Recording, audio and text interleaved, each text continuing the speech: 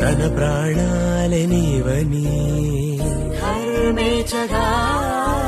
తన మనసంత నీదని